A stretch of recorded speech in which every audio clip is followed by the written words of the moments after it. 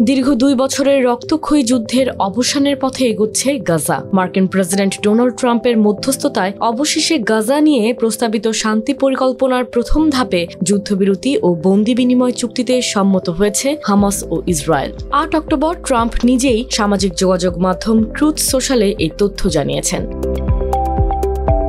Truth সোশ্যালে এক পোস্টে তিনি লেখেন, আমি অত্যন্ত গর্বের সঙ্গে ঘোষণা করছি ইসরায়েল ও হামাস দুই পক্ষই আমাদের শান্তি পরিকল্পনার প্রথম ধাপে সই করেছে। এর মানে হলো খুব শিগগির সব বন্দী মুক্তি পাবে এবং ইসরায়েল তাদের সেনা নির্ধারিত সীমান্ত রেখা পর্যন্ত প্রত্যাহার করবে। এটি হবে এক শক্তিশালী, দীর্ঘস্থায়ী ও স্থায়ী শান্তির প্রথম পদক্ষেপ।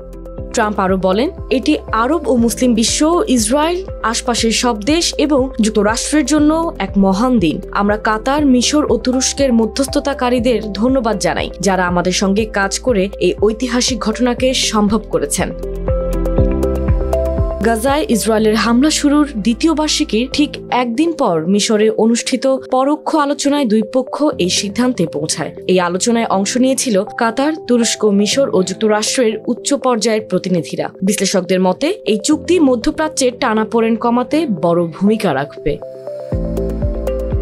চুক্তি ঘোষণার কয়েক ঘন্টা আগে ট্রাম্প সাংবাদিকদের বলেন, মিশরে হামাস ও ইসরায়েলের মধ্যে চলা আলোচনায় আলোচকেরা একটি চূড়ান্ত চুক্তির খুব কাছাকাছি পৌঁছে গেছেন, আর চুক্তি সম্পন্ন হলে সেটির ঘোষণা দেওয়ার জন্য আমি নিজে মিশরে যাব।